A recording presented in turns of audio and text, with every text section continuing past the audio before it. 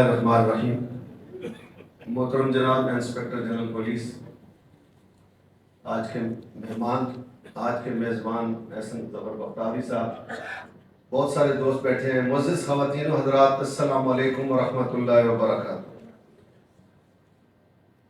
IG साहब, हम आपको खुशामदीद कहते हैं, लेकिन इस्लामाबाद अब बड़ा हो गया है। बड़ा छोटा सा इस्लामाबाद था तो अब 30 लाख की आबादी वाला इस्लामाबाद हो गया है और बहुत सारे थाने भी हो गए हैं।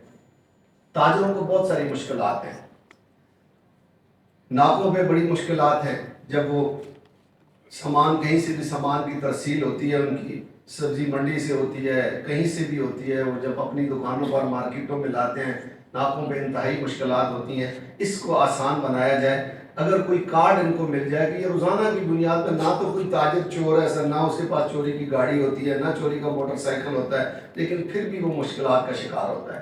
तो हमें अपनी मईशत को ठीक करने के लिए ये काम ये भी करना हो।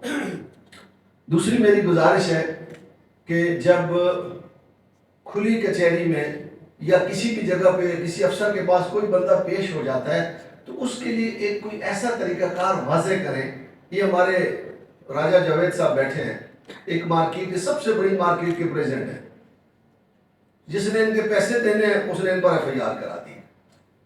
जब FIR हो तो एक सीनियर अफसर उस FIR को, दोनों पार्टियों को सुनने के बाद वो FIR दर्ज करे।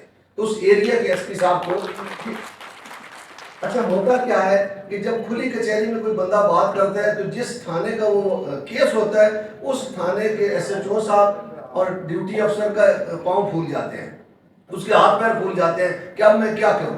तो वो फिर बगैर सोचे समझे FIR दे देता है। तो ये चीज़ें हमने ठीक करनी है, हमने मिलकर चलना है। और इस शहर के अंदर एक बड़ा खूबसूरत शहर है। मैं ईमानदारी से कह रहा हूँ कि मैं शहर की बत्तियां देखने आया था, बस पे चढ़कर आया था और मैंने आके देखा कि ये तो पढ़े लिखे लोगों का शहर है, मुझे तो शहर से नहीं जाना चाहिए। तो मैंने फैसला किया और मैंने लोगों से पूछा, जो कपड़े आपने पहने हुए इधर से सिले सिलाई मिलते हैं या सिलवाने पड़ते हैं? ये बाल कौन काटता है जो इधर के लोगों के कटे हुए? तो उस वक्त सिर्फ छोटा सा इस्लामाबाद था, पढ़े लिखे लोगों को इस्लामाबाद लाया गया था कि इस्लामाबाद को चलाना था उन्होंने।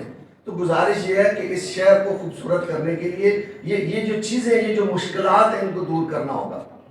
तो जब तक हम इनको दूर नहीं करेंगे तो हम क्या कहते हैं, एक अच्छी सर्विस नहीं दे सकेंगे। मैं एक कांस्टेबल की बात करूं, बेचारा कई दफ़ा मेरे पास भी आया है, एहसन साहब के पास भी आया होगा।